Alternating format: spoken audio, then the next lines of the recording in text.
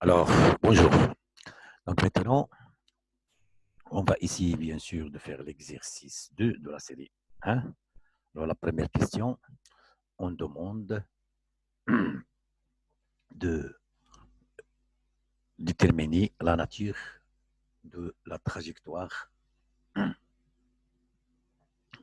bien sûr, de M. Et vous savez que M, il est décrit par les coordonnées cartésiennes x est égal à xm cosinus de oméga t, ym est égal à xm sinus de oméga t. Ça, ce qui est très intéressant. Alors, la première question, lorsqu'on pose, de déterminer la trajectoire. Comme j'ai expliqué précédemment, que chaque fois, lorsqu'on demande de déterminer la trajectoire, il faut éliminer le temps. C'est-à-dire comment on essaie d'éliminer ce temps-là, qui est très intéressant. Alors, comme ici, c'est-à-dire la seule possibilité pour éliminer le temps, c'est-à-dire une fois si vous avez des relations trigonométriques, alors tout simplement, il faut essayer d'éliminer, d'introduire les identités que vous connaissez. Par exemple, cosinus carré plus sinus carré est égal à 1. Donc, on essaie d'introduire cette relation-là. Alors, pour cette raison qu'on a essayé de faire x au carré, d'accord, plus y au carré. Alors, si je prends x au carré, ça donne quoi? Xm au carré, cosinus oméga t au carré, plus xm au carré, sinus oméga t au carré. Alors, je mets bien sûr xm facteur. Alors, une fois que je mets, donc, qu'est-ce qu'il me reste? Il me reste cosinus au carré, plus sinus carré, qui est égal à 1. D'accord? Donc, une fois ça est égal à 1, alors bien sûr, j'obtiens x m au carré. C'est-à-dire, qu'est-ce qu'il signifie? Ça, ce sont les, je dis que xm, ce sont les amplitudes ici. Mais tout simplement, lorsqu'on a écrit ça, x au carré plus y au carré est égal à xm au carré, qu'est-ce qui signifie ça? Donc, ça, c'est une équation d'un cercle. Ah, donc, ça, c'est un cercle. X au carré plus y au carré est égal à xm au carré, c'est-à-dire est égal, ce n'est tout simplement, c'est le rayon de cercle. Hein. Ça, ce qu'on appelle R au carré, c'est tout simplement, c'est équivalent, c'est R au carré. D'accord. Donc voilà, donc ça c'est l'équation. Donc ça c'est quoi? Alors tout simplement, on dit que ça, c'est l'équation d'un cercle. Alors on dit que tout simplement, ça c'est l'équation d'un cercle, hein, de centre 0, 0. Pourquoi de centre 0, 0? Parce que vous savez bien que pour un, d'une manière générale, donc si vous avez le repère x, y, donc si vous avez un cercle comme ça, alors donc si vous avez un cercle comme ça, donc tout simplement, ça c'est le centre. Dans ce cas-là, c'est x 0, 0. Alors si par exemple, alors si par exemple vous avez un cercle ici, d'accord, ce centre il est là, à ce moment-là, ce centre n'est pas 0, 0. Hein, c'est-à-dire tout simplement, c'est ça. Si je dis n'importe quoi, par exemple, ça c'est A, et ça c'est B1. Donc j'ai dit que x moins A au carré plus y moins B au carré, le tout au carré est égal à, bien sûr, R au carré. Donc voilà, c'est le centre. Mais comme ça, il est de centre 0, donc c'est ça. Et comme j'ai dit, et de rayon R qui est égal à xm. Donc voilà, ça c'est le trajectoire. Donc la trajectoire, tout simplement, c'est un cercle qui est ici. Alors, par la suite, pour la question 2, on demande de déterminer les composantes cartésiennes de la vitesse, de vecteur vitesse et d'accélération de point M. C'est-à-dire tout simplement pour déterminer bien sûr les composantes. Donc voilà la vitesse. La vitesse c'est quoi? C'est tout simplement c'est la dérivée du composant. C'est-à-dire je dérive x par rapport à t et je dérive ici y par rapport à t. Donc voilà les composantes qu'on note ça.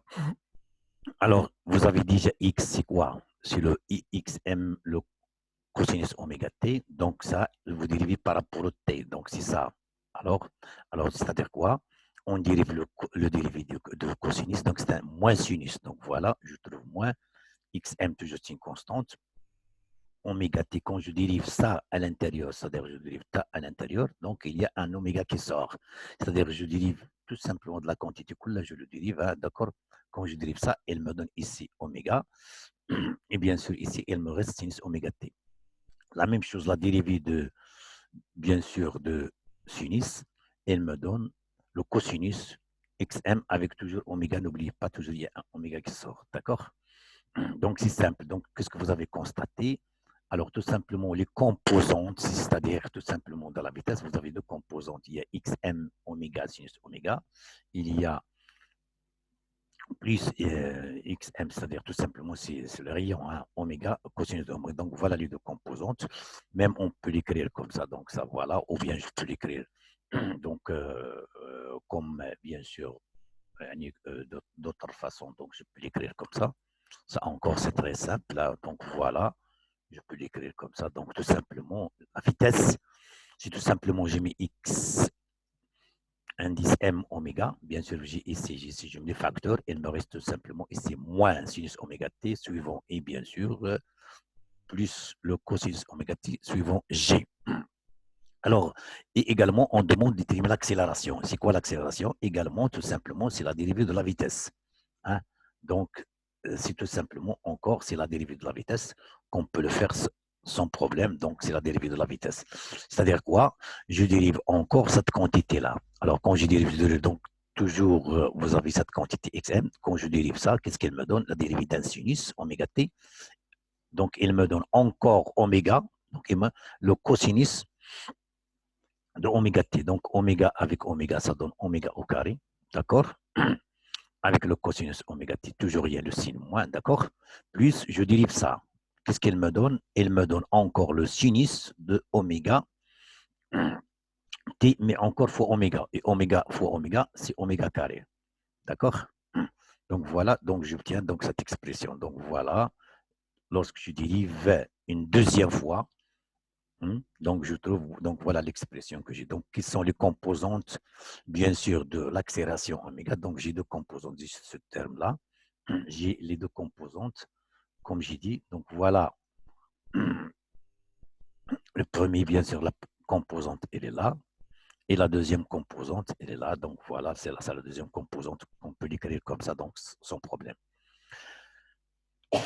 Alors, et la troisième question, on demande de trouver une relation entre les coordonnées cartésiennes et polaires. Donc, tout simplement, les coordonnées cartésiennes, vous savez bien, c'est quoi les coordonnées cartésiennes, c'est-à-dire x, y et les coordonnées polaires. Bon, on a déjà parlé précédemment, mais encore, je le répète ici. Donc, voilà, par exemple, vous avez tout simplement, ça, c'est un repère quelconque. Vous avez, par exemple, ici x, vous avez, par exemple, ici y, ça, c'est, vous avez un point quelconque ici.